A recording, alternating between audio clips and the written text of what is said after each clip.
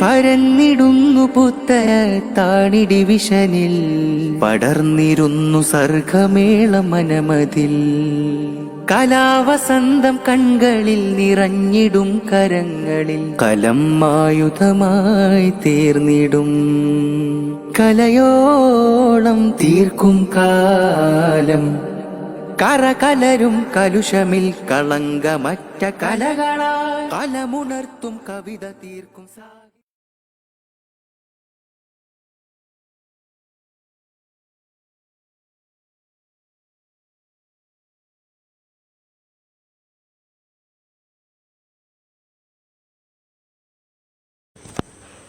അസ്സലാമു അലൈക്കും വറഹ്മത്തുള്ളാഹി വബറകാതുഹു. ബിസ്മില്ലാഹിർ റഹ്മാനിർ റഹീം. അൽഹംദുലില്ലാഹി റബ്ബിൽ ആലമീൻ. വസ്സലാത്തു വസ്സലാമു അലാ തൗഹാ റസൂലില്ലാഹ് വ ആലി കുല്ലി വസ്സഹാബത്തി അജ്മഈൻ അമ്മാ ബഅദ്. ഏറ്റവും പ്രിയപ്പെട്ട വിശിഷ്ടാതിഥികളെ, എന്നെ ശ്രവിച്ചുകൊണ്ടിരിക്കുന്ന പ്രതിഭകളെ, SSF പുത്തനത്താണി ഡിവിഷൻ സാഹിത്യോത്സവിന്റെ ഉദ്ഘാടന വേദിയിലാണ് നാം സന്നിഹിതരായിട്ടുള്ളത്. 28 വർഷക്കാലമായി SSF സാഹിത്യോത്സവങ്ങൾ സംഘടിപ്പിച്ചു വരുന്നുണ്ട്. 631 ഫാമിലി സാഹിത്യോത്സവങ്ങളും 204 ബ്ലോക്ക് സാഹിത്യോത്സവങ്ങളും 80ഓളം യൂണിറ്റ് സാഹിത്യോത്സവങ്ങളും 10 സെക്ടർ സാഹിത്യോത്സവങ്ങളും പൂർത്തിയാക്കിയതിനു ശേഷമാണ് ഡിവിഷൻ സാഹിത്യോത്സവ് സംഘടിപ്പിക്കപ്പെടുന്നത്. കലയുടെ നിഗൂഢതയിലാണ് കലയിരിക്കുന്നത് എന്ന ഒരു ചൊല്ലുണ്ട്. കലയെ കേവലം കലയായി കാണാൻ SSF ഒരുക്കമല്ല. സാമൂഹികമായ ഇടപെടലുകളുടെയും ദൈക്ഷണികമായ വിചാരങ്ങളുടെയും മാനുഷികമായ ചിന്തകളുടെയും നന്മ നിറഞ്ഞ മനസ്സിന്റെയും പ്രകടനമാവണം കല എന്നാണ് SSF താല്പര്യപ്പെടുന്നത്. എഴുത്തിനെയും രചനകളെയും പ്രഭാഷണങ്ങളെയും പാട്ടുകളെയും വേദനിക്കുന്നവന്റെ കൂടെ നിർത്താനും അരികുവൽക്കരിക്കപ്പെട്ടവനെ ചേർത്തു പിടിക്കാനും അനാഥ വേദനകളുടെ ചാരത്ത് നിൽക്കാനും മാനുഷികമായി മാനവികമായി അടയാളപ്പെടുത്താനും സാധിക്കണമെന്നാണ് SSF സാഹിത്യോത്സവങ്ങൾ നൽകുന്ന വലിയൊരു സന്ദേശം.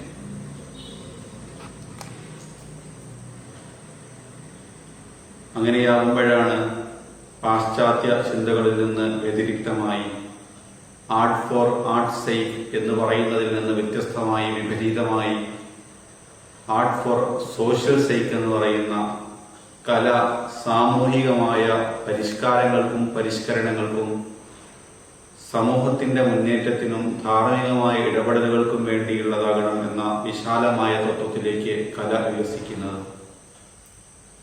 ഈ ഉദ്ഘാടന വേദിയിൽ അധ്യക്ഷത വഹിക്കുന്നത് SSF Puthanathani division president KT Salahuddin ഹസനിയാണ്. വളരെ ബഹുമാനത്തോടുകൂടി ഉസ്താദിനെ ക്ഷണിക്കുന്നു. ഈ 2021 SSF പുത്തനത്താണി ഡിവിഷൻ സാഹിത്യോത്സവ് ഉദ്ഘാടനം ചെയ്യുന്നത് സമസ്ത കേരള സുന്നി യുവജന സംഘം SYS സംസ്ഥാന സെക്രട്ടറി PPM ബഷീർ മാസ്റ്റർ പറവന്നൂരാണ്. വളരെ ബഹുമാനത്തോടുകൂടി സ്വാഗതം ചെയ്യുന്നു. ഈ വേദിയിൽ അതിഥിയായി നമ്മോടൊപ്പം ചേരുന്നത് മലയാളത്തിന്റെ പ്രിയപ്പെട്ട എഴുത്തുകാരൻ സാഹിത്യകാരൻ ഡോക്ടർ MD മനോജ് സാറാണ്. വളരെ സന്തോഷത്തോടുകൂടി സാഹിത്യോത്സവ് 2021 വേദിയിലേക്ക് സ്വാഗതം ചെയ്യുന്നു. ഈ വേദിയിൽ സന്ദേശ പ്രഭാഷണം നടത്തുന്നത് SSF സംസ്ഥാന സെക്രട്ടറി KB ബഷീർ തൃശൂരാണ്. വളരെ ആദരങ്ങളോടെ SSF പുത്തനത്താണി ഡിവിഷൻ സാഹിത്യോത്സവിന്റെ വേദിയിലേക്ക് സ്വാഗതം ചെയ്യുന്നു. എന്നെ ശ്രമിച്ചുകൊണ്ടിരിക്കുന്ന മുഴുവൻ കൂട്ടുകാരെയും പ്രതിഭകളെയും സംഘടനാ സുഹൃത്തുക്കളെയും നേതാക്കളെയും ഈ വേദിയിലേക്ക് ഉദ്ഘാടന സംഗമത്തിലേക്കും അനുബന്ധ പ്രോഗ്രാമുകളിലേക്കും സ്വാഗതം ചെയ്തുകൊണ്ട് വാക്കുകൾക്ക് വിടാം.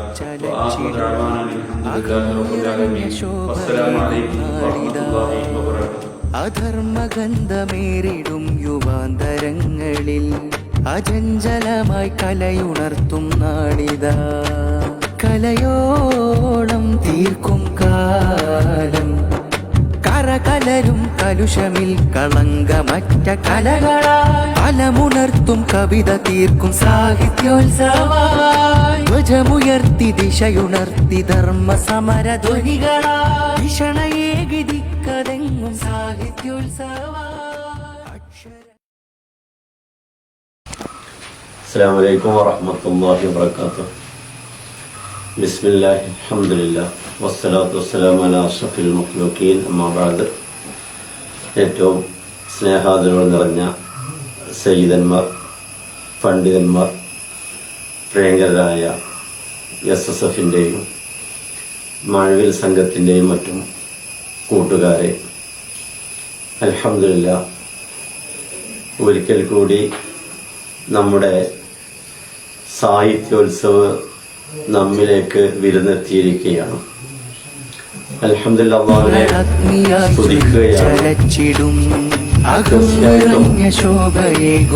പുതിയ കാലഘട്ടത്തിൽ നമ്മുടെ പ്രിയങ്കരായ വിദ്യാർത്ഥികൾക്ക് കൃത്യമായി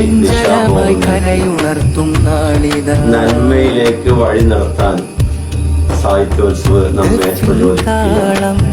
28 വർഷങ്ങൾക്ക് മുമ്പ് നാം സാഹിത്യോത്സവ് തുടക്കം കുറിക്കുമ്പോൾ ഇത്രമാത്രം വലിയൊരു പ്രസ്ഥാനമായി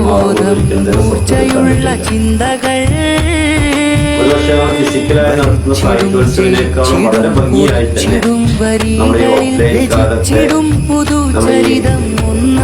നമ്മുടെ കാലത്ത് പോലും നമുക്ക് സാഹിത്യോത്സവം മനോഹരമാക്കി നടത്താൻ സാധിച്ചു എന്നുള്ള വലിയ സന്തോഷകരമാണ്.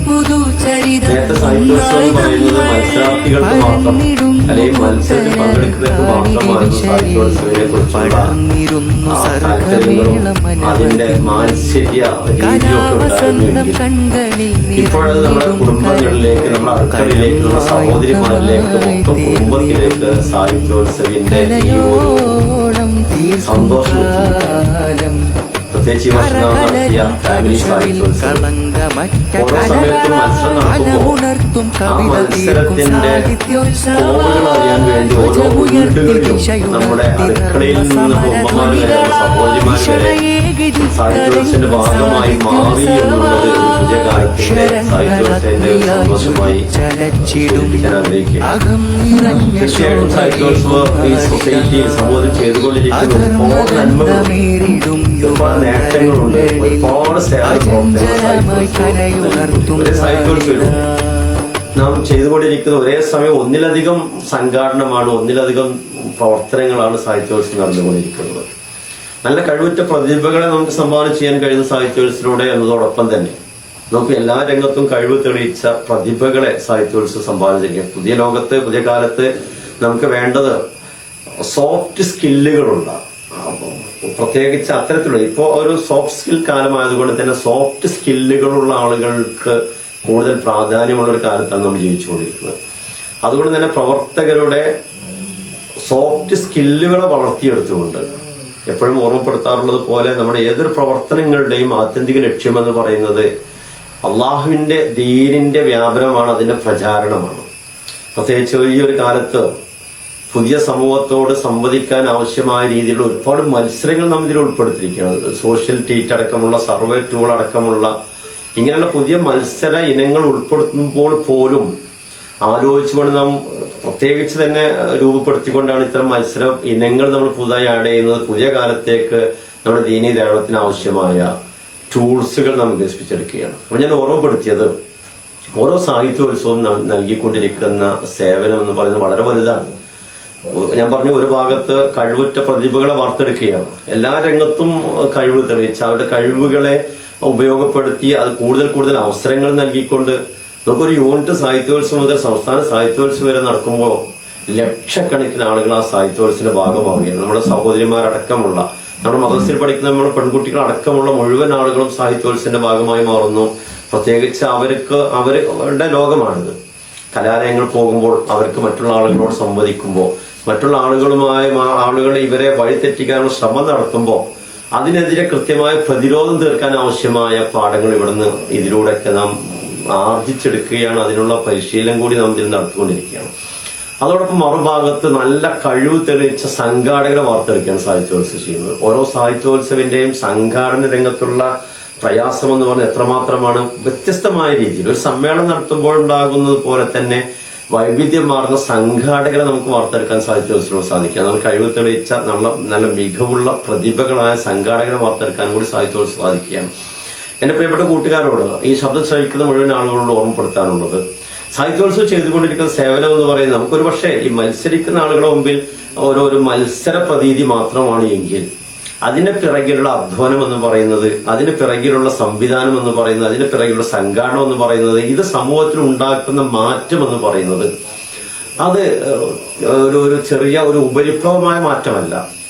തികച്ചും ആഴത്തിലേക്ക് ഇറങ്ങി ചെന്നുകൊണ്ട് വലിയൊരു മാറ്റമാണ് നാം സാഹിത്യോത്സവം സൃഷ്ടിച്ചുകൊണ്ടിരിക്കുന്നത്. അതോടൊപ്പം സാഹിത്യത്തിന്റെ മലീമസമായ വശങ്ങൾ നമ്മൾ എപ്പോഴും ചർച്ച ചെയ്യാറുള്ള ഒരു ഭാഗമാണ്. ആ ഭാഗമല്ല ഞാനിവിടെ ഓർമ്മപ്പെടുത്തിയത്.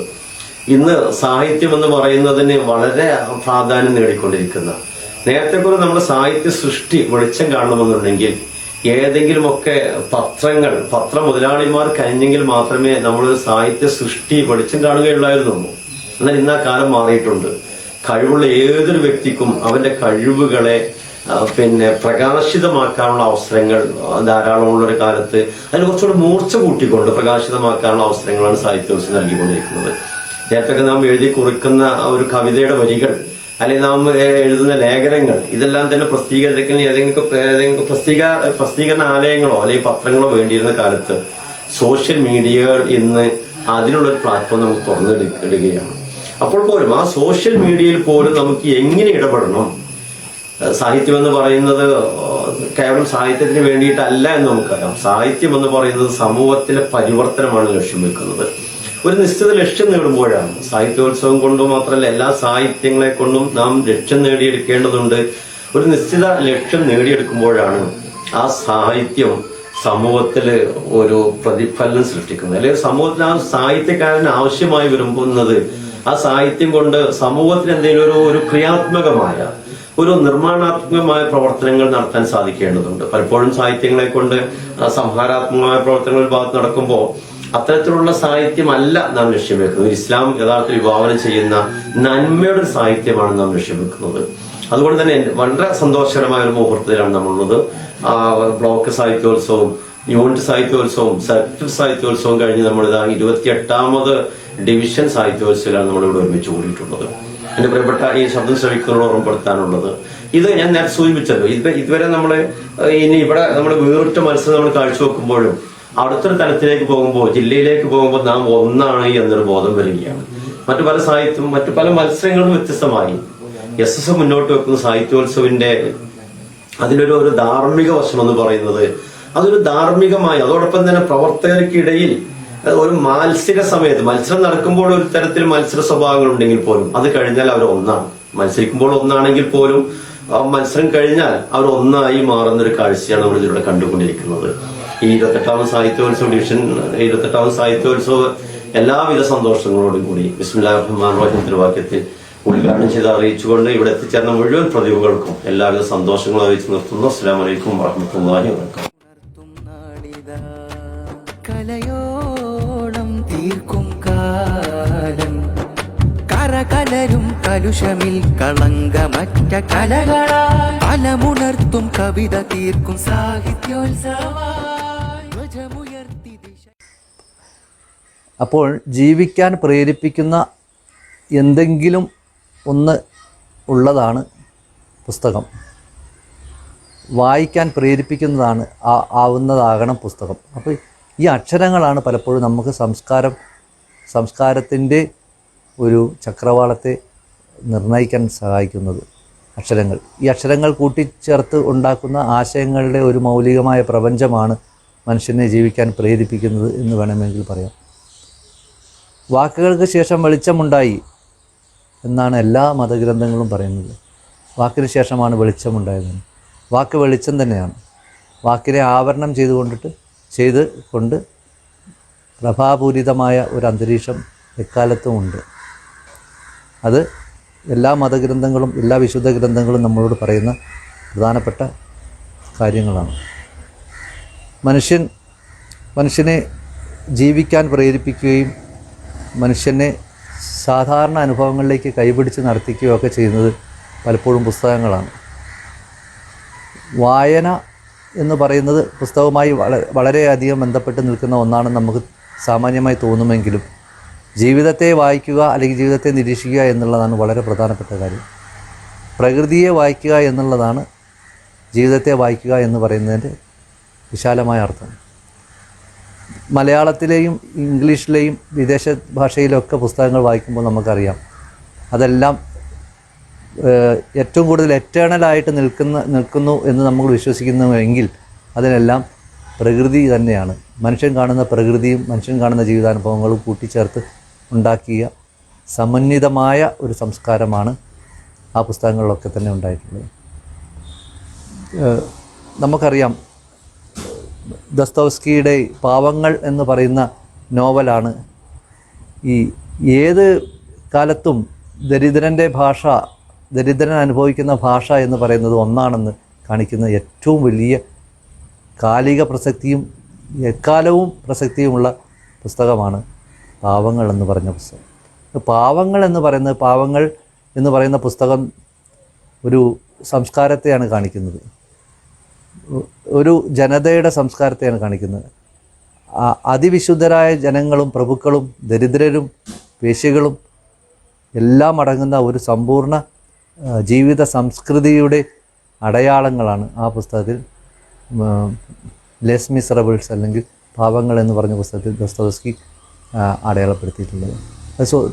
ദസ്തോവ്സ്കി അത് കട്ട് ചെയ്യണം, ദസ്തോവ്സ്കി മൊത്തം കട്ട് ചെയ്യണം. എന്താ പറയുക, ലോകത്തെ എക്കാലത്തെയും ദരിദ്രരുടെ കഥ പറയുന്ന, പാവപ്പെട്ടവരുടെ കഥ പറയുന്ന പാവങ്ങൾ എന്ന് പറയുന്ന ലെസ് മിസറബിൾസ് എന്ന പുസ്തകം വിക്ടർ ഹ്യൂഗോൻ്റെ മാസ്റ്റർ പീസ് കൃതിയാണ്. ഇതിൽ പ്രതിപാദിക്കുന്ന ദരിദ്രരുടെ ജീവിത ഭാഷ എന്ന് പറയുന്ന എല്ലായിടത്തും ഒന്നാണെന്ന് കാണിക്കുന്ന അതിവിശുദ്ധമായ ഗ്രന്ഥങ്ങളിലൊന്നാണ് പാവങ്ങൾ. പാവങ്ങളിൽ അതിവിശുദ്ധരായ പ്രഭുക്കന്മാരും അതിസാധാരണക്കാരായ ആളുകളും വേശ്യകളും സ്റ്റേറ്റിൻ്റെ പ്രതിനിധികളും എല്ലാം അടങ്ങുന്ന വലിയ ഒരു ജനതയുടെ ആവിഷ്കാരമാണ് പാവങ്ങൾ എന്ന് പറഞ്ഞ പുസ്തകത്തിന് എക്കാലവും വലിയ പ്രസക്തി ഉണ്ടെന്ന് എനിക്ക് തോന്നുന്നു.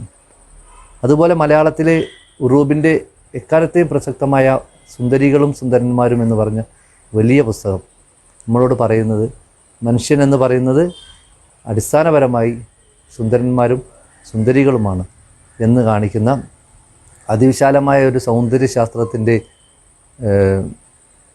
ചിഹ്നം ആണ് വാസ്തവത്തിൽ ഉറൂബ് നമുക്ക് അടയാളപ്പെടുത്തി തരുന്നത്. NP മുഹമ്മദിൻ്റെ ദൈവത്തിൻ്റെ കണ്ണ് എന്ന് പറയുന്ന പുസ്തകം പരപ്പനങ്ങാടിയുടെ പ്രകൃതിയെ മാത്രമല്ല കാണിക്കുന്നത്, അവിടെ എങ്ങനെയാണ് പ്രകൃതി ഒരു സംസ്കാരമായി മാറുന്നത്, അല്ലെങ്കിൽ വിത്തിൻ്റെ സംസ്കാരം എന്താണെന്ന് കാണിക്കുന്നു.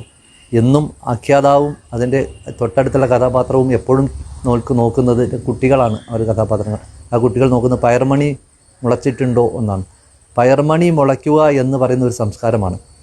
വിത്തിൽ നിന്നാണ് പ്രകൃതി ഉണ്ടാകുന്നത്, അല്ലെങ്കിൽ വിത്തിൽ നിന്നാണ് ഒരു സംസ്കാരം ഉണ്ടാകുന്നത്. വിത്താണ് എല്ലാറ്റിൻ്റെ ഉറവിടം എന്ന് പറയുന്നത്. അപ്പോൾ ആ ഒരു വിത്ത് എന്ന് പറയുന്ന ഒരു വലിയ കൺസെപ്റ്റ്, അല്ലെങ്കിൽ ഒരു ആശയം, ഒരു സങ്കല്പം, മൗലികമായ സങ്കല്പം, ആ സങ്കല്പം എന്ന് പറയുന്നത് ഉറവിടത്തിൻ്റെ സംസ്കാരമാണ്. അപ്പോൾ ഉറവിടം എന്ന് പറയുന്നത് ജനിതകമായ ഒരു വലിയ ഒരു സൗന്ദര്യം ഉണ്ടാക്കുന്ന ഒരു വസ്തുതയും കൂടിയാണെന്ന് അവിടെ നമ്മുടെ NP മുഹമ്മദ് പറയുന്നു. അപ്പോൾ ഇങ്ങനെയുള്ള പുസ്തകങ്ങളിലൊക്കെ തന്നെ സംസ്കൃതിയുടെ വലിയ വലിയ അടയാളങ്ങളാണ് ചേർത്ത് വെച്ചിട്ടുള്ളത് കലാകാരന്മാരും സാഹിത്യകാരന്മാരും ഒക്കെ തന്നെ. അപ്പോൾ എല്ലാ കലകളും നമുക്ക് സംസ്കാരത്തെയാണ് കൊണ്ടുതരുന്നത്. അപ്പോൾ നമ്മളെ ജീവിക്കാൻ പ്രേരിപ്പിക്കുകയും ജീവിതത്തിൻ്റെ വലിയ അനുഭവങ്ങളെ നമ്മളിൽ കൊണ്ടുവരികയും ജീവിതത്തിൻ്റെ പ്രകാശമാനമായ അന്തരീക്ഷത്തെ നമുക്ക് സമ്മാനിക്കുകയൊക്കെ ചെയ്യുന്നതാണ് ഈ പുസ്തകങ്ങളും കലകളും ഒക്കെ തന്നെ ചെയ്യുന്നത്. അത് ധാർമ്മികമായി നമുക്ക് നമ്മുടെ ജീവിതത്തിന് വേണ്ട എല്ലാവിധത്തിലുള്ള ധാർമ്മികമായി നമ്മൾ സംശീകരിക്കേണ്ടുന്ന മൂല്യങ്ങളെയും അതുപോലെ തന്നെ അതിസാധാരണമായ നിലപാടുകളെയും ഒക്കെ തന്നെ നമുക്ക് കൊണ്ടുതരികയാണ് ഈ പുസ്തകങ്ങളും ഈ കലകളൊക്കെ തന്നെ എല്ലാ കാലവും ചെയ്യുന്നത്. രോഗാതുരമായ ഒരു സമൂഹത്തെ ശുശ്രൂഷിക്കുകയും അവരുടെ ആ സമൂഹത്തിൻ്റെ നാഡീമിടിപ്പുകളെ തൊട്ടറിയുകയും ഒക്കെ ചെയ്യുന്നവരാണ് കലാകാരന്മാർ. ഏതൊരു കലാകാരനും, അത് സാഹിത്യകാരനാകട്ടെ, സിനിമാക്കാരനാകട്ടെ, പാട്ടുകാരനാകട്ടെ, എല്ലാ കലാകാരനും മൗലികമായി ചെയ്യുന്നത് ഈ രോഗാതുരമായ ഈ സമൂഹത്തെ ഒരു ജീവൻ മശായിയെ പോലെ തന്നെ ഇങ്ങനെ നാഡീമിടിപ്പ് നോക്കി, സമൂഹത്തിൻ്റെ നാഡീമിടിപ്പ് നോക്കി അതിനെ ചികിത്സിക്കുക എന്ന് പറയുന്നത് അതിന് ശരിയായ തരത്തിലുള്ള ഒരു റെമഡി കൊടുക്കുകയല്ല. പക്ഷേ കലാകാരനാവുന്നത് ചെയ്യുക, അയാളെ കൊണ്ടാകുന്നത് ചെയ്യുക എന്നുള്ള ഒരു അടിസ്ഥാനപരമായ ഒരു എന്താ പറയുക, ഒരു പ്രത്യാശ രൂപീകരിക്കുകയാണ് പലപ്പോഴും കലാകാരന്മാർ ചെയ്യുന്നത്. ജീവിതത്തെ സൗന്ദര്യഭദ്രമാക്കാനാണ് പലപ്പോഴും എല്ലാ കലകളും ഉപകരിക്കുന്നത്. ഇങ്ങനെ സൗന്ദര്യഭദ്രമാക്കുക എന്ന് പറയുന്നത് ജീവിക്കാൻ പ്രേരിപ്പിക്കുകയും ജീവിതത്തിൻ്റെ സന്തുലനാവസ്ഥയെ നിലനിർത്താൻ സഹായിക്കുകയൊക്കെ ചെയ്യുക എന്നുള്ള കേവലമായ അർത്ഥത്തിലല്ല, പകരം ജീവിതത്തിൻ്റെ സൗന്ദര്യത്തെ ആഴത്തിൽ അഗാധമായി മനസ്സിലാക്കാൻ കഴിയുക എന്നുള്ളതാണ്. അത് കൾച്ചർ ഈസ് ഓർഡിനറി എന്നാണ് പറയുക. കൾച്ചർ ഈസ് ഓർഡിനറി എന്നാണ് റെയ്മണ്ട് എന്ന് പറഞ്ഞ വലിയൊരു കലാകാരൻ പറഞ്ഞിരിക്കുന്നത്. കൾച്ചർ ഈസ് ഓർഡിനറി എന്നാണ്. അതായത് സംസ്കാരം എന്ന് പറഞ്ഞാൽ അതിസാധാരണമാണ്. സാധാരണക്കാരൻ്റേതാണ് സംസ്കാരം. അപ്പോൾ ആ സാധാരണക്കാരൻ സ്വാംശീകരിക്കപ്പെടുന്ന ഒരു സംസ്കാരം എന്ന് പറയുന്നത് അത് അതിസാധാരണമായ സാമാന്യവൽക്കരിക്കപ്പെട്ട ഒരു കലയിൽ നിന്നാണ് അവൻ ആ സംസ്കാരം ഉണ്ടാകുന്നത്. അത് അവൻ തന്നെ ജീവിതത്തിൽ അവൻ സ്വയം നേടിയെടുക്കുന്ന, അവൻ സമാഹരിക്കുന്ന അവൻ്റെ വായനയിലൂടെയും അവൻ്റെ കാഴ്ചയിലൂടെയും അവൻ്റെ കേൾവിയിലൂടെയും, കേൾവി എന്നൊക്കെ പറഞ്ഞ ഒരുപാട് മാധ്യമങ്ങളുണ്ട് നമുക്ക്. ആ മാധ്യമങ്ങളിലൂടെയൊക്കെ സ്വയം സ്വാംശീകരിക്കുന്ന അല്ലെങ്കിൽ അസിമിലേറ്റ് ചെയ്യുന്ന ഒരു കൾച്ചറാണ്. അങ്ങനെ സാധാരണക്കാരൻ നേടിയെടുക്കുന്ന ആ കൾച്ചറാണ് ഓർഡിനറി കൾച്ചർ എന്ന് പറയുന്നത്. ആ ഓർഡിനറി കൾച്ചർ എന്ന് പറയുന്നത് ദൈവത്തിൻ്റെ കൾച്ചറാണ്. ആ സാധാരണക്കാരൻ ഉണ്ടാക്കുന്ന അല്ലെങ്കിൽ സാധാരണക്കാരൻ സ്വാംശീകരിക്കുന്ന ആ കൾച്ചർ എന്ന് പറയുന്നത്, സംസ്കൃതി എന്ന് പറയുന്നത് പലപ്പോഴും ദൈവം നേരിട്ട് ഇടപെടുന്ന ദൈവത്തിൻ്റെ ഇടപെടലാണ് അവിടെ നടക്കുന്നത്. ദൈവം സാധാരണക്കാരനോടാണ് എപ്പോഴും സംസാരിക്കുന്നത്. പിന്നെ ഉത്തുംഗ ശൃംഗത്തിലിരിക്കുന്ന ആളുകളോട് ദൈവത്തിനൊന്നും പറയാനില്ല. അപ്പോൾ ധാർമ്മികമായ മൂല്യങ്ങളെക്കുറിച്ച് സംസാരിക്കുന്ന വലിയ വലിയ പുസ്തകങ്ങൾ വായിക്കുക, അത്തരം ഇടപെടലുകൾ നടത്തുക, ലോകത്തെ സംശുദ്ധീകരിക്കാൻ കലകൾക്ക് കഴിയുക, പുസ്തകത്തിന് കഴിയുക, അക്ഷരങ്ങൾക്ക് കഴിയുക എന്നുള്ളതൊക്കെയാണ് ഈ എല്ലാ കലാകാരന്മാരുടെയും സ്വപ്നം എന്ന് പറയുന്നത്. പലപ്പോഴും സാക്ഷാത്കരിക്കുന്നുണ്ടോ എന്നുള്ളതല്ല, പലപ്പോഴും ഇപ്പോൾ ഒരു പുസ്തകം എഴുതുക എന്ന് പറയുന്നത് ഒരു പുതിയ ലോകത്തെ ഉണ്ടാക്കുക എന്നുള്ളതാണ്, പുതിയ അനുഭവങ്ങളെ സൃഷ്ടിക്കുക എന്നുള്ളതാണ്. തൻ്റേതായ അർത്ഥത്തിൽ, തൻ്റേതായ ഭാഷയിൽ, തൻ്റേതായ ഭാവനയിൽ, തൻ്റേതായ ആശയങ്ങളിൽ, അക്ഷരങ്ങളിൽ പുതിയ ലോകത്തെ ക്രിയേറ്റ് ചെയ്യുക, അല്ലെങ്കിൽ ഉണ്ടാക്കുക, അല്ലെങ്കിൽ പുനഃസ്ഥാപിക്കുക. നിലവിലുള്ള ഒരു സമ്പ്രദായത്തെ, നിലവിലുണ്ടായ ഒരു വ്യവസ്ഥിതിയെ, ഖയോസ് എന്ന് അല്ലെങ്കിൽ എന്താ പറയുക, അവ്യവസ്ഥിതിയെ വ്യവസ്ഥിതിയാക്കി നല്ല വ്യവസ്ഥിതിയാക്കി മാറ്റുക എന്നുള്ളതൊക്കെയാണ് കലാകാരന്മാർ നേരിടുന്ന എപ്പോഴും ധാർമ്മികമായ പ്രശ്നവും, അല്ലെങ്കിൽ അവരെ അലട്ടുന്ന പ്രശ്നവും, അല്ലെങ്കിൽ അവർ ഇടപെടേണ്ടുന്ന പ്രശ്നവും പലപ്പോഴും അതുതന്നെയാണ്. അപ്പോൾ ഇങ്ങനെ സമൂഹത്തെ പ്രകാശമാനമാക്കാൻ കഴിയുന്ന കലാകാരൻ്റെ ധർമ്മത്തെക്കുറിച്ചാണ് എല്ലാ പുസ്തകങ്ങളും അടിസ്ഥാനപരമായി പറയുന്നത്. നമുക്കറിയാം, ഇപ്പോൾ റഷ്യൻ വിപ്ലവത്തിന് കാരണമായിട്ടുള്ള ഒരു പുസ്തകമാണ് വാസ്തവത്തിൽ റഷ്യൻ വിപ്ലവത്തിന് കാരണമായിട്ടുള്ളത്. ഒരു സ്ത്രീ എഴുതിയുള്ള പുസ്തകത്തിൻ്റെ പേര് ഞാൻ ഓർക്കുന്നില്ല. റഷ്യൻ വിപ്ലവത്തിന് കാരണമായിട്ടുള്ളത്. അപ്പോൾ പലപ്പോഴും പല വിപ്ലവങ്ങൾക്കും, അല്ലെങ്കിൽ പല എബ്രഹാം ലിങ്കണിനെ സ്വാധീനിച്ച പുസ്തകം, അടിമത്തത്തിനെതിരെ അദ്ദേഹം ഒരുങ്ങുന്നത് ഒരു പുസ്തകം വായിച്ചിട്ടാണ്. ഒരു പുസ്തകത്തിൻ്റെ അതിപ്രേരണ കൊണ്ടാണ്. ആ പുസ്തകത്തിൻ്റെ പേര് ഇപ്പോഴും പെട്ടെന്ന് എനിക്ക് ഓർക്കുന്നില്ല, പക്ഷേ ഞാൻ ഒരിടത്ത് വായിച്ചതാണ്. അതായത് എബ്രഹാം ലിങ്കണൊക്കെ ഒരു പുസ്തകത്തിൽ നിന്നാണ്, ഒരു പുസ്തകത്തിൻ്റെ വലിയ പ്രചോദനത്തിൽ നിന്നാണ് അടിമത്തിനെതിരെ, ആ വ്യവസ്ഥിതിക്കെതിരെ പോരാടാൻ വരുന്നത്. അപ്പോൾ പുസ്തകം എന്ന് പറയുന്നത് പലപ്പോഴും പുസ്തകങ്ങളും മനുഷ്യരാണ് എന്നാണ് ഒരു വലിയ സാഹിത്യകാരൻ പറഞ്ഞിട്ടുള്ളത്, ഒരു എഴുത്തുകാരൻ പറഞ്ഞത്.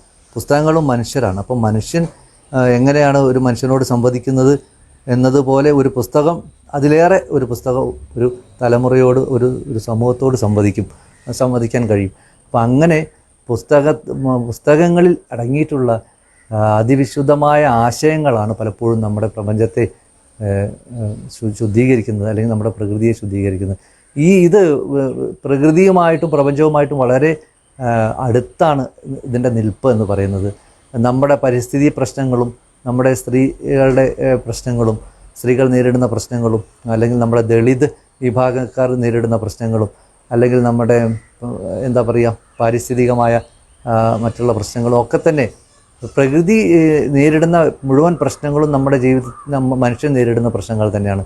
അല്ലെങ്കിൽ മനുഷ്യൻ നേരിടുന്ന പ്രശ്നങ്ങൾ പ്രകൃതിയുടെ പ്രശ്നങ്ങളും കൂടിയാണ്. അപ്പോൾ മനുഷ്യനും പ്രകൃതിയും തമ്മിലുള്ള ഈ അഭേദ കൽപ്പനകൾ പലപ്പോഴും അഭേദ കൽപ്പനകളാണ് പലപ്പോഴും ഈ സാഹിത്യത്തിന് നിദാനമായിട്ടുള്ളത്, എഴുത്തിന് നിദാനമാകുന്നത് പലപ്പോഴും കലാകാരന്മാർക്ക്. അപ്പോൾ ജീവിക്കുക, അപ്പോൾ പറയുന്നുണ്ട് ബി വാട്ട്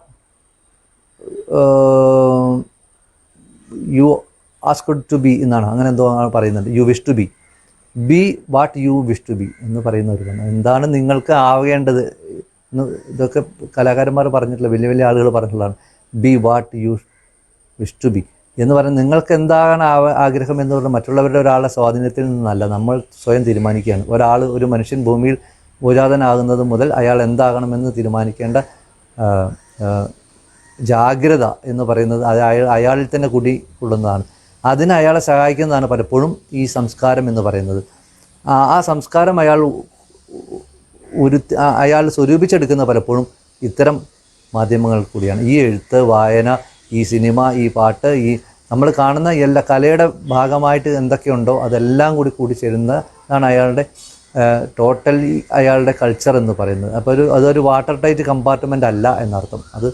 അത് പലതിൻ്റെയും കോമ്പോണൻസ് ആണ്, പലതിൻ്റെയും ഫ്രാഗ്മെൻറ്റ്സ് കൂടിച്ചേരുന്ന വലിയ ഒരു എന്താ പറയുക, ഒരു ഹോൾ ഹാർട്ടഡ് ആയിട്ടുള്ള ഒരു വിശാലമായ അർത്ഥത്തിൽ പറയുകയാണെന്നുണ്ടെങ്കിൽ എൻ്റെ കൾമിനേഷൻ അങ്ങനെയാണ് വരിക. അപ്പോൾ അല്ലാതെ നമുക്ക് ഇന്നതാണ് കൾച്ചർ എന്ന് പറയും പിന്നെ മാത്രം നമുക്ക് മുറിച്ച് പറയാൻ പറ്റുന്ന ഒന്നല്ല സംസ്കൃതി എന്ന് പറയുന്നത്. അപ്പോൾ ഞാൻ പറഞ്ഞുകൊണ്ടിരുന്നത് ഈ പിന്നെ പലപ്പോഴും മതഗ്രന്ഥങ്ങളാണ് ഏറ്റവും വലിയ സാഹിത്യ ഗ്രന്ഥങ്ങൾ എന്ന് നമുക്ക് പറയേണ്ടി വരും. കാരണം ബൈബിളും ഖുർആനും പിന്നെ ഗീതയും ഒക്കെ പറയുന്നതിനപ്പുറത്തേക്കൊന്നും ഒരു എഴുത്തുകാരനും എഴുതിയിട്ടില്ല. പാവങ്ങൾ എന്ന് പറഞ്ഞ നോവൽ ഏറ്റവും അതിവിശുദ്ധമായ ഗ്രന്ഥമാകുമ്പോൾ തന്നെയും ബൈബിൾ അതിനെ വലുതായിട്ട് സ്വാധീനിച്ചിട്ടുണ്ട്. ബിബ്ലിക്കലാണ് പലപ്പോഴും അത്.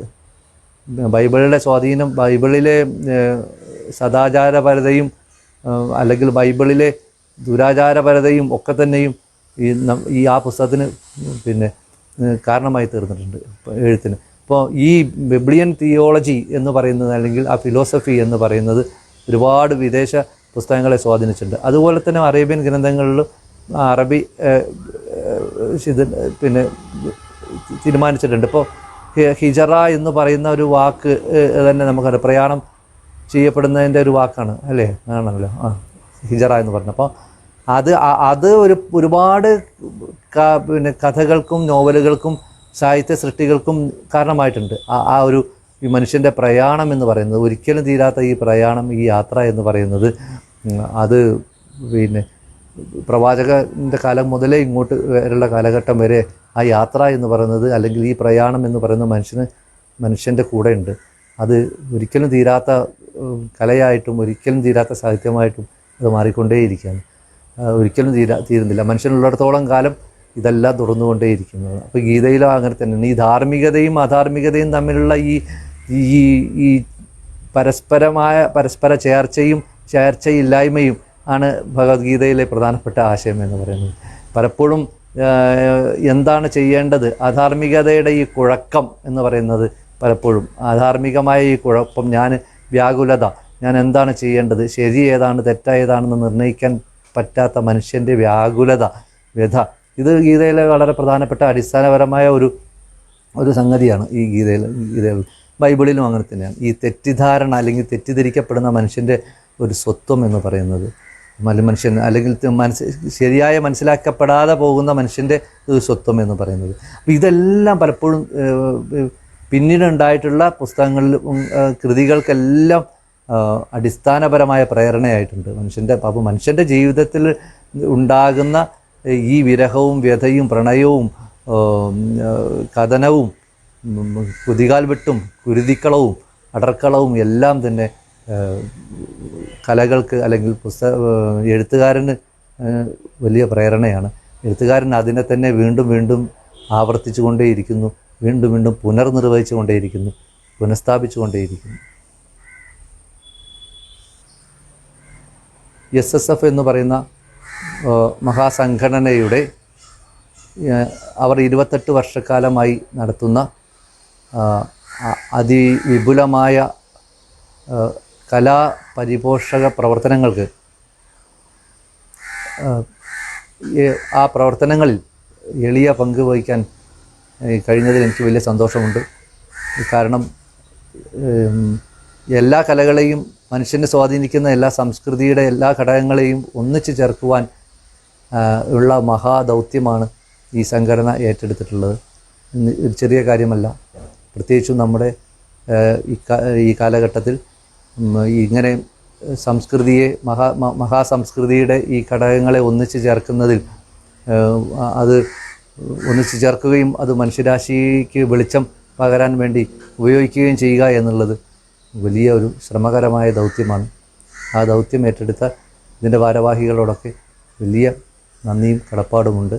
ഇങ്ങനെ ഒരു അവസരം എനിക്ക് തന്നതിൽ എല്ലാവരോടും അങ്ങേയറ്റം നന്ദി രേഖപ്പെടുത്തുന്നു.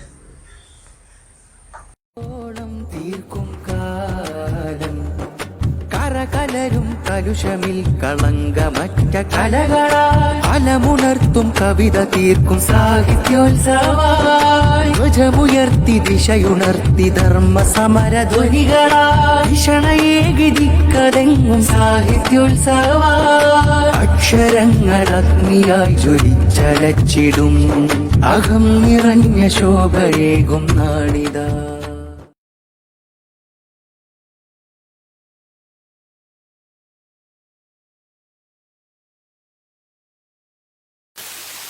അസ്സലാമു അലൈക്കും വറഹ്മത്തുള്ളാഹി വബറകാതുഹു. പ്രിയപ്പെട്ട ശ്രോതാക്കളെ, സഹപ്രവർത്തകരെ, സുഹൃത്തുക്കളെ, SSF അതിൻ്റെ 28ാമത് സാഹിത്യോത്സവ കാലത്തിലൂടെയാണ് കടന്നുപോകുന്നത്. ഗ്രാമഗ്രാമാന്തരങ്ങളിലും നഗരപ്രാന്തങ്ങളിലുമൊക്കെ സാഹിത്യോത്സവ പ്രവർത്തനങ്ങൾ സജീവമായി നടന്നു വരികയാണ്. അതിൻ്റെ ഭാഗമായാണ് ഈ ഡിവിഷൻ സാഹിത്യോത്സവം ഇപ്പോൾ നടന്നുകൊണ്ടിരിക്കുന്നത്. മഹാമാരി കാലത്തും SSF അതിൻ്റെ കലാസാഹിത്യ പ്രവർത്തനങ്ങൾ അവസാനിപ്പിക്കാതെ നിർവഹിക്കുന്നുവെന്നത് എന്തുകൊണ്ടും സ്വാഗതാർഹവും ശുഭോദാർഹവുമായ കാര്യമാണ്. കാരണം കലകളുടെ ധർമ്മമായി പറയപ്പെട്ടിട്ടുള്ള ഒന്ന് കലയും സാഹിത്യവുമെല്ലാം സൗന്ദര്യം ഉൽപ്പാദിപ്പിക്കുന്നു എന്നതാണ്. സൗന്ദര്യമെന്നത് എല്ലാവർക്കും ആസ്വാദ്യകരവും ആനന്ദമുണ്ടാക്കുന്നതുമായ കാര്യമാണ്. അതുകൊണ്ട് തന്നെ വിഷമാവസ്ഥയിലായിരിക്കുന്ന ഈ ലോകത്ത്, വിഷാദമുഖമായ ഈ അന്തരീക്ഷത്തിൽ ആനന്ദിക്കാനും ആസ്വദിക്കാനും അവസരമൊരുങ്ങുന്നുവെന്നത് ഏതൊരാളെ സംബന്ധിച്ചിടത്തോളവും സന്തോഷകരമാണ്. അങ്ങനെയൊരു സന്തോഷം അനുഭവിപ്പിക്കാൻ കഴിയുന്ന പ്രക്രിയ ഇവിടെ നടക്കുന്നുവെന്നത് പ്രോത്സാഹിപ്പിക്കപ്പെടേണ്ടതാണ്. അതുകൊണ്ട് തന്നെ SSFന്റെ ഈ സമയത്ത് നടക്കുന്ന സാഹിത്യോത്സവങ്ങൾക്ക് വർദ്ധിതമായ പ്രസക്തിയുണ്ട് എന്ന് നമുക്ക് മനസ്സിലാക്കാൻ കഴിയും. കലയുടെയും സാഹിത്യത്തിൻ്റെയും ധർമ്മമെന്ത് എന്നതിനെ കുറിച്ചുള്ള ചോദ്യങ്ങൾ എല്ലാ കാലത്തും ഉയർന്നിട്ടുണ്ട്. പലരും പല വിധത്തിലുള്ള ഉത്തരങ്ങൾ അതിന് നൽകിയിട്ടുമുണ്ട്. ലിയോ ടോൾസ്റ്റോയ് ഒരിക്കൽ കലയുടെ ധർമ്മത്തെക്കുറിച്ച് പറഞ്ഞത് കലയെ ഒരു ധാർമ്മിക മൂല്യമായി കാണണമെന്നാണ്. മാത്രമല്ല, ആ ബോധ്യത്തിലേക്ക് മനുഷ്യരെ ഉയർത്തിക്കൊണ്ടുവരാനുള്ള മാധ്യമമാക്കി കലയെ മാറ്റണമെന്നുകൂടി അദ്ദേഹം വാദിക്കുന്നുണ്ട്. അങ്ങനെ വരുമ്പോൾ കല ഒരു ധാർമ്മിക മൂല്യം ഉൽപ്പാദിപ്പിക്കുന്ന ഒരു പ്രക്രിയയായി മാറുമ്പോൾ തീർച്ചയായും കലയും സാഹിത്യവും ജനോപകാരപ്രദമായി മാറുന്നു എന്നത് നമുക്ക് കാണാൻ കഴിയും. നമ്മുടെ ലോകം ഇന്ന് അനുഭവിക്കുന്ന പ്രതിസന്ധികളിൽ ഏറ്റവും പ്രധാനപ്പെട്ടത് ആളുകളിൽ അപരനെ കുറിച്ചുള്ള ആലോചനകൾ അവസാനിക്കുന്നു എന്നതാണ്. സ്വന്തത്തിലേക്ക് മാത്രം ചുരുങ്ങുന്ന അരാഷ്ട്രീയവൽക്കരിക്കപ്പെട്ട ഒരു സമൂഹം വളരെ വേഗത്തിൽ ആധിപത്യം സ്ഥാപിക്കുന്നുവെന്നതാണ് ലോകം ഇന്ന് അനുഭവിക്കുന്ന പ്രതിസന്ധികളിൽ ഏറ്റവും പ്രധാനപ്പെട്ടത് എന്ന് നമുക്ക് മനസ്സിലാക്കാൻ കഴിയും. സമീപകാലത്ത് വിദ്യാർത്ഥി തലമുറയിൽ ഈ അരാഷ്ട്രീയവൽക്കരണം വളരെ വേഗത്തിൽ സംഭവിച്ചുകൊണ്ടിരിക്കുന്നുവെന്നത് നമ്മൾ കാണുന്നുണ്ട്. അടുത്ത ദിവസമാണ് ബുൾജറ്റ് വിവാദവുമായി ബന്ധപ്പെട്ട് നാം അനിഷ്ടകരമായ പല കാഴ്ചകളും കാണുന്നത്. ഒരു വ്ളോഗറുടെ വാഹനം പിടിച്ചെടുക്കപ്പെട്ടപ്പോഴേക്കും ചെറുപ്രായത്തിൽപ്പെടുന്ന വിദ്യാർത്ഥികൾ അതിനെതിരെ പ്രതിഷേധിക്കുകയും ആ വാഹനം വിട്ടു നൽകിയില്ല എങ്കിൽ ആത്മഹത്യ ചെയ്തു കളയുമെന്ന് ഭീഷണി മുഴക്കുകയും വേണ്ടി വന്നാൽ കേരളം കത്തിക്കുമെന്നു വരെ പറയുകയും ചെയ്ത വിദ്യാർത്ഥി തലമുറയിലെ പ്രതിനിധികളെ നമ്മൾ സമീപ ദിവസങ്ങളിൽ കണ്ടിട്ടുണ്ട്. വർണ്ണങ്ങളിൽ മാത്രം ഭ്രമിച്ച് സ്വപ്നലോകത്ത് ജീവിക്കുന്ന തലമുറയായി പുതിയ വിദ്യാർത്ഥിത്വം അവശേഷിക്കുന്നുവോ എന്ന ആശങ്ക അത് കാണുമ്പോൾ നമുക്കുണ്ടാകുന്നുണ്ട്. അവർക്ക് തൻ്റെ ചുറ്റുപാടുകളിൽ നടന്നുകൊണ്ടിരിക്കുന്ന വിവിധങ്ങളായ പ്രശ്നങ്ങളെ കുറിച്ച് കൃത്യമായ കാഴ്ചപ്പാടുകളൊന്നുമില്ല. അതേ സ്ഥാനത്ത് ഇത്തരത്തിലുള്ള വളരെ നിസ്സാരമായ കാര്യങ്ങളെ കുറിച്ച് അവർക്ക് നിലപാടുകളുണ്ട്, അവർക്ക് ആലോചനകളുണ്ട്. അതേ സ്ഥാനത്ത് ഗൗരവമുള്ള വിഷയങ്ങളെ കുറിച്ച് ചിന്തിക്കാനോ അതിനെതിരെ പ്രതികരണം രൂപപ്പെടുത്താനോ പരിഹാരം കാണാനോ ഉള്ള ആലോചനകളിലേക്ക് പുതിയ കാല വിദ്യാർത്ഥിത്വം പ്രവേശിക്കുന്നില്ല എന്നത് ആശങ്കയോടുകൂടെ നമുക്ക് കാണാൻ സാധിക്കേണ്ടതുണ്ട്. അതുകൊണ്ടാണ് ലിയോ ടോൾസ്റ്റോയ് പറഞ്ഞ കലയും സാഹിത്യവും ഒരു ധാർമ്മിക മൂല്യമായി കാണണമെന്ന് പറയുമ്പോൾ അതിലൂടെ നമുക്ക് ധാർമ്മിക മൂല്യത്തെ ഉൽപ്പാദിപ്പിക്കാൻ സാധിക്കുന്നുവെങ്കിൽ, അങ്ങനെ പുതിയ തലമുറയെ നന്മയുടെ നേരിന്റെ വഴിയിലേക്ക് നയിക്കാൻ കലയിലൂടെ സാഹിത്യത്തിലൂടെ സാധിക്കുന്നുവെങ്കിൽ, അങ്ങനെയുള്ള കലാസാഹിത്യ പ്രവർത്തനങ്ങൾ എന്തുകൊണ്ടും എല്ലാ കാലത്തും പ്രസക്തമാണ്. അത് തിരിച്ചറിഞ്ഞുകൊണ്ടുകൂടിയാണ് SSF അതിൻ്റെ കലാസാഹിത്യ പ്രവർത്തനങ്ങളെ സജീവമായി നിലനിർത്തി മുന്നോട്ട് കൊണ്ടുപോകുന്നത് എന്നുകൂടി സാന്ദർഭികമായി ഉണർത്തുകയാണ്. യഥാർത്ഥ കലാകാരന്മാർ എല്ലാ കാലത്തും അങ്ങനെയായിരുന്നു. അവർക്ക് മറ്റുള്ളവരുടെ വേദനകൾ സ്വന്തം വേദനകളായി മാറുകയും അങ്ങനെ അതിനെക്കുറിച്ച് പറയുകയും പാടുകയും പകർത്തുകയും ചെയ്യുക എന്നതായിരുന്നു കലാകാരന്മാർ നിർവഹിച്ചു പോന്നിരുന്ന ദൗത്യമെന്നത്. അവർക്ക് പച്ച മനുഷ്യരുടെ വേദനകളെ കുറിച്ച് ആകുലതകൾ ഉണ്ടായിരുന്നു. അവർ വിവിധ രീതിയിലുള്ള ആവിഷ്കാരങ്ങളിലൂടെ അത് പൊതുസമൂഹ ശ്രദ്ധയിലെത്തിക്കുന്ന കാര്യത്തിൽ അവർക്ക് വലിയ ശ്രദ്ധയുണ്ടായിരുന്നു. ഇങ്ങനെയാണ് ഓരോ കലാസാഹിത്യ പ്രവർത്തനങ്ങളും അതിൽ ഏർപ്പെടുന്നവരെ സംസ്കരിക്കുന്നത്, സ്വാധീനിക്കുന്നത്. ഈ അടുത്ത് മരണപ്പെട്ട ഡാനിഷ് സിദ്ദീഖി എന്ന താലിബാൻ തീവ്രവാദികളാൽ കൊല്ലപ്പെട്ട ഫോട്ടോ ജേർണലിസ്റ്റിന് നിങ്ങൾക്ക് പരിചയം ഉണ്ടാകും. അദ്ദേഹം ഒരിക്കൽ പറയുന്നുണ്ട്, സാധാരണക്കാരായ മനുഷ്യരെ ക്യാമറയിൽ പകർത്താനാണ് എനിക്കിഷ്ടം. അതും അവരുടെ കഥ പറയാൻ അവർക്ക് പോലും സാധിക്കാത്ത നിസ്സഹായാവസ്ഥയിൽ ജീവിക്കുന്ന അവരെ സംബന്ധിച്ച്, അവരെ കുറിച്ച് എനിക്ക് പുറം ലോകത്തോട് പറയാൻ ധാരാളം കാര്യങ്ങളുണ്ട്. അതാണ് ഞാൻ ഇഷ്ടപ്പെടുന്നത് എന്ന് ഡാനിഷ് സിദ്ദീഖി ഒരിക്കൽ പറയുന്നുണ്ട്. അങ്ങനെ യഥാർത്ഥ കലാകാരന്മാർ എപ്പോഴും അങ്ങനെയായിരുന്നു. അവർക്ക് തൻ്റെ ചുറ്റുപാടുകളിൽ സംഭവിക്കുന്നതിനെ കുറിച്ച് ആകുലതകളുണ്ട്, വ്യഥകളുണ്ട്, വേദനകളുണ്ട്. അതെല്ലാം പുറം ലോകത്തെത്തിച്ച് പരിഹാരത്തിനു വേണ്ടിയുള്ള ശ്രമങ്ങൾ അവർ നിരന്തരം നടത്തിക്കൊണ്ടിരിക്കും. കെവിൻ കാർട്ടർ എന്ന വിഖ്യാതനായ ഫോട്ടോ ജേർണലിസ്റ്റിനെ നിങ്ങൾക്ക് പരിചയം ഉണ്ടാകും. അദ്ദേഹം ആഫ്രിക്കയിലെ പട്ടിണി രാജ്യങ്ങളിൽ അവിടെയുള്ള ദരിദ്ര ജനവിഭാഗങ്ങളെ കുറിച്ച് ചിത്രങ്ങൾ പകർത്തുകയും അവരുടെ ദയനീയ ജീവിതത്തെ പുറം ലോകത്തേക്ക് എത്തിക്കാൻ വേണ്ടിയുള്ള പരിശ്രമങ്ങൾ നടത്തുകയും ചെയ്ത വലിയ ഒരു ഫോട്ടോഗ്രാഫറായിരുന്നു. അദ്ദേഹത്തിന്റെ വിശ്വവിഖ്യാതമായ ഒരു ചിത്രം നിങ്ങളുടെ മനോമുഖരങ്ങളിൽ ഇപ്പോഴും തെളിയുന്നുണ്ടാകും. ഒരു ആഫ്രിക്കയിലെ ബാലിക മരണത്തോട് മുഖാമുഖം കാണുന്ന ആ ഒരു ദയനീയ രംഗം. അവിടെ ആഫ്രിക്കയിലെ ഒരു ദരിദ്ര രാജ്യത്ത് പട്ടിണിക്കോലമായി വിശന്ന് വയറൊട്ടി അങ്ങനെ മരണത്തോട് മല്ലടിച്ച് മുഖാമുഖം കണ്ട് അവിടെ കിടക്കുമ്പോൾ ആ പിഞ്ചു ബാലികയെ കൊത്തിവലിക്കാൻ വേണ്ടി സമീപത്ത് ഒരു കഴുകൻ കാത്തിരിക്കുകയാണ്. എപ്പോഴാണ് ഈ ബാലിക മരണപ്പെടുന്നത്? അതിന്റെ ഉടനെ തന്നെ അതിനെ ഭക്ഷിക്കാൻ വേണ്ടി കാത്തിരിക്കുന്ന ആ കഴുകനെയും ആ ബാലികയുടെ ദയനീയ ചിത്രത്തെയും പുറം ലോകത്തെത്തിച്ച കെവിൻ കാർട്ടറെ നിങ്ങൾ ഓർക്കുന്നുണ്ടാകും. അദ്ദേഹത്തിന്റെ ആ ഒരു സൃഷ്ടി, അദ്ദേഹത്തിന്റെ ആ ഒരു പകർത്തൽ അത് ലോകത്ത് വലിയ അളവിൽ ചലനം സൃഷ്ടിച്ചിട്ടുണ്ട്. അങ്ങനെയാണ് ലോക ശ്രദ്ധ ആഫ്രിക്കയിലെ പട്ടിണി രാജ്യങ്ങളിലേക്ക് തിരിയുകയും അവിടേക്ക് സഹായധനം ഒഴുകുകയും ചെയ്തത്. ഇങ്ങനെ ധാരാളം കലാസൃഷ്ടികൾ ലോകത്ത് വലിയ സ്വാധീനം ഉണ്ടാക്കിയിട്ടുണ്ട്.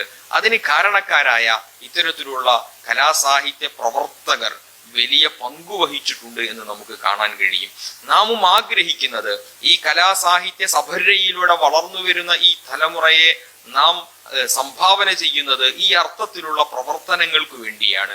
അവരുടെ പ്രധാന ദൗത്യമായി കാണേണ്ടത് ഈ ഒരു കലാസാഹിത്യ സഭരയിലൂടെ വളർന്നു വരുന്ന പുതിയ തലമുറ അവരുടെ ദൗത്യമായി കാണേണ്ടത് എൻ്റെ കലയിലൂടെ, എൻ്റെ ഈ കഴിവിലൂടെ, എൻ്റെ ഈ സർഗാത്മകമായ പ്രവർത്തനങ്ങളിലൂടെ എനിക്ക് അതിനെ ഒരു ആയുധമാക്കി സാമൂഹിക തിന്മകൾക്കെതിരെ, സാമൂഹിക പ്രശ്നങ്ങൾക്കെതിരെ പ്രതികരിക്കാനും പരിഹാരം കാണാനും സാധിക്കേണ്ടതുണ്ട്. ആ അർത്ഥത്തിൽ എൻ്റെ കഴിവുകളെ പരിവർത്തിപ്പിക്കാൻ സാധിക്കേണ്ടതുണ്ട് എന്ന ആലോചനയായിരിക്കണം ഓരോ കലാസാഹിത്യ പ്രവർത്തനങ്ങളിൽ പങ്കാളികളാകുന്നവർക്കും ഉണ്ടാകേണ്ടത്.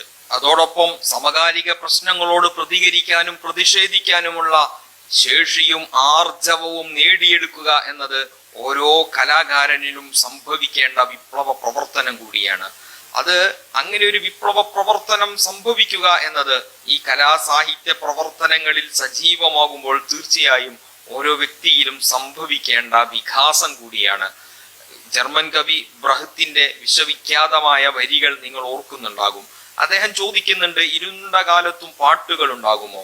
ഉണ്ടാകും, ഇരുണ്ട കാലത്തെ കുറിച്ചുള്ള പാട്ടുകൾ. അങ്ങനെ ഇരുണ്ട കാലത്തെ കുറിച്ചുള്ള പാട്ടുകൾ പാടാൻ ഇവിടെ ധാരാളം ആളുകൾ ഉയിർക്കൊള്ളേണ്ടതുണ്ട്. ഇരുണ്ട കാലത്താണ് നമ്മൾ ജീവിച്ചു കൊണ്ടിരിക്കുന്നത്. അങ്ങനെ ഒരു ഇരുണ്ട കാലത്ത് പാട്ടുപാടാൻ ശേഷിയുള്ളവർ ഉണ്ടാവുക എന്നത് ഈ കാലത്ത് വെളിച്ചം ആഗ്രഹിക്കുന്നവരെല്ലാം പ്രതീക്ഷിക്കുന്നുണ്ട്. അങ്ങനെ വെളിച്ചമാകാൻ കഴിയുന്ന വലിയൊരു തലമുറ ഇവിടെ സൃഷ്ടിക്കപ്പെടേണ്ടതുണ്ട്. അങ്ങനെ ഇരുട്ടിനെതിരെ ശബ്ദിച്ച് ഇരുണ്ട കാലത്തെ കുറിച്ചുള്ള പാട്ടുകൾ ഉയർത്തി ഇവിടെ ഉറങ്ങിക്കിടക്കുന്നവരെ മുഴുവൻ ഉണർത്താനുള്ള ഏറ്റവും പ്രധാനപ്പെട്ട പ്രവർത്തനം നടത്തേണ്ടത് വളർന്നു വരുന്ന തലമുറയാണ്. അങ്ങനെ വളർന്നു വരുന്ന തലമുറയെ ആ അർത്ഥത്തിൽ പരിവർത്തിപ്പിക്കുക എന്നത് ഈ പ്രക്രിയയുടെ ഏറ്റവും പ്രധാനപ്പെട്ട ഭാഗമാണ് എന്നതുകൂടി ഓർമ്മിപ്പിക്കുകയാണ്. നമുക്ക് ധാരാളം ഉണർത്തുപാട്ടുകാരെ ആവശ്യമുണ്ട്. ഇവിടെ കോർപ്പറേറ്റുകൾ അതുപോലെ ഭരണകൂടങ്ങൾ ജനതയെ ഉറക്കിക്കിടത്താൻ വേണ്ടി തീവ്രമായ പരിശ്രമം നടത്തിക്കൊണ്ടിരിക്കുകയാണ്. പാട്ടുകൾ രണ്ടു വിധമുണ്ട്, ഉറക്കാനുള്ള പാട്ടുകളും ഉണർത്താനുള്ള പാട്ടുകളും.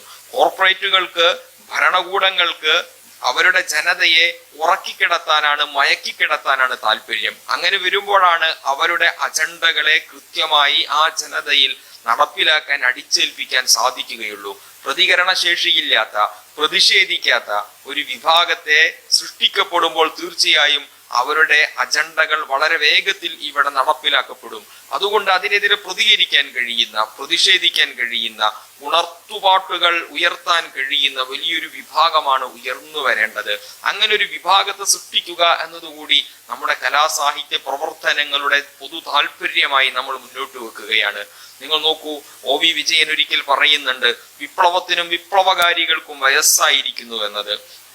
അങ്ങനെ വയസ്സായ ആ വിപ്ലവത്തെ യൗവനം നൽകി തിരിച്ചെടുക്കുക എന്ന ഏറ്റവും വലിയ വിപ്ലവ പ്രവർത്തനം കൂടി SSF അതിന്റെ കലാസാഹിത്യ പ്രവർത്തനങ്ങളിലൂടെ നിർവഹിച്ചു കൊണ്ടിരിക്കുന്നുവെന്ന സന്തോഷകരമായ കാര്യം കൂടിയുണ്ട്. അതുകൊണ്ട് എൻ്റെ പ്രിയപ്പെട്ട കൂട്ടുകാരെ, ശബ്ദം ശ്രവിക്കുന്നവരെ, നിങ്ങൾ എല്ലാവരും നാളത്തെ വിപ്ലവത്തിന് നേതൃത്വം നൽകേണ്ടവരാണ്. നിങ്ങളാകുന്ന വിദ്യാർത്ഥിത്വത്തെയാണ് നാളത്തെ വിപ്ലവത്തിന്റെ നായകരായി സമൂഹം പ്രതീക്ഷിച്ചു കൊണ്ടിരിക്കുന്നത്. അതുകൊണ്ട് നിങ്ങളിൽ നിന്ന് നാളത്തെ വിപ്ലവം ഉയർക്കൊള്ളേണ്ടതുണ്ട്. നമ്മുടെ രാജ്യം ആവശ്യപ്പെടുന്ന, കാലം ആവശ്യപ്പെടുന്ന വിപ്ലവ പ്രവർത്തനങ്ങൾ നിങ്ങളിൽ നിന്നും തീർച്ചയായും സമൂഹം പ്രതീക്ഷിക്കുന്നു. ആ പ്രതീക്ഷയ്ക്കൊത്തു ഉയരാൻ നിങ്ങൾക്ക് സാധിക്കണമെന്ന് ഈ അവസരത്തിൽ ഓർമ്മപ്പെടുത്തി, സാമൂഹിക ശൈഥില്യങ്ങൾക്കെതിരെ പാടിയും സാംസ്കാരിക മാന്ദ്യത്തിനെതിരെ പറഞ്ഞും വംശീയതക്കെതിരെ വിചാരപ്പെട്ടും മതനിരപേക്ഷതയ്ക്കു വേണ്ടി ശബ്ദിച്ചുമാണ് ഓരോ സാഹിത്യോത്സവങ്ങളും അവസാനിക്കാറുള്ളത്.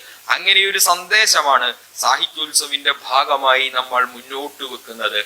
ആ ഒരു സന്ദേശത്തിന്റെ സത്തയെ ഉൾക്കൊണ്ടുകൊണ്ട് സാഹിത്യോത്സവം അടക്കമുള്ള SSFന്റെ കലാസാഹിത്യ സാംസ്കാരിക പ്രക്രിയകളെ നിങ്ങൾ നോക്കിക്കാണണമെന്ന് വിനീതമായി അപേക്ഷിച്ച് ഞാൻ എൻ്റെ വാക്കുകൾ അവസാനിപ്പിക്കുന്നു. ഈ ഡിവിഷൻ സാഹിത്യോത്സവിന് എല്ലാവിധ ഭാവുകങ്ങളും അഭിവാദ്യങ്ങളും അർപ്പിക്കുന്നു. അസ്സലാമു അലൈക്കും വറഹ്മത്തുള്ളാഹി വബറകാതുഹു.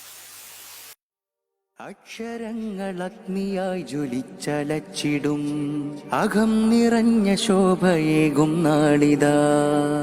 അധർമ്മഗന്ധമേറിടും യുവാന്തരങ്ങളിൽ അചഞ്ചലമായി കലയുണർത്തും നാളിതാ. കലയോളം തീർക്കും കാലം കരകലരും കലുഷമിൽ കളങ്കമറ്റ കലകളായി കലമുണർത്തും കവിത തീർക്കും സാഹിത്യോത്സവായി. ധ്വജമുയർത്തി ദിശയുണർത്തി ധർമ്മ സമര ധ്വനികളായി ദിഷണയേകി ദിക്കതെങ്ങും സാഹിത്യോത്സവായി. അക്ഷരങ്ങൾ അഗ്നിയായി ജ്വലിച്ചലച്ചിടും, അകം നിറഞ്ഞ ശോഭയേകും നാളിതാ. അധർമ്മഗന്ധമേറിടും യുവാന്തരങ്ങളിൽ അചഞ്ചലമായി കലയുണർത്തും നാളിതാ. ദഫിൻ താളം മദ്ഹിന്നോളം തീർച്ചയുള്ള വാക്കുകൾ തുരത്തിയിടും അധർമ്മബോധം മൂർച്ചയുള്ള ചിന്തകൾ. വരച്ചിടും ജയിച്ചിടും കുറിച്ചിടും വരികളിൽ രചിച്ചിടും പുതുചരിതം ഒന്നായി നമ്മൾ. വരച്ചിടും ജയിച്ചിടും കുറിച്ചിടും വരികളിൽ രചിച്ചിടും പുതുചരിതം ഒന്നായി നമ്മൾ. പരന്നിടുന്നു പുത്തന താണി ഡിവിഷനിൽ, പടർന്നിരുന്നു സർഗമേള മനമതിൽ. കലാവസന്തം കൺകളിൽ നിറഞ്ഞിടും കരങ്ങളിൽ കലം ആയുധമായി തീർന്നിടും. കലയോളം തീർക്കും കാലം കരകലരും കലുഷമിൽ കളങ്കമറ്റ കലകളായി കലമുണർത്തും കവിത തീർക്കും സാഹിത്യോത്സവായി. ധ്വജമുയർത്തി ദിശയുണർത്തി ധർമ്മ സമര ധ്വനികളായി ദിഷണയേകി ദിക്കതെങ്ങും സാഹിത്യോത്സവായി. അക്ഷരങ്ങൾ അഗ്നിയായി ജ്വലിച്ചലച്ചിടും, അകം നിറഞ്ഞ ശോഭയേകും നാളിതാ. അധർമ്മഗന്ധമേറിടും യുവാന്തരങ്ങളിൽ അചഞ്ചലമായി കലയുണർത്തും നാളിതാ.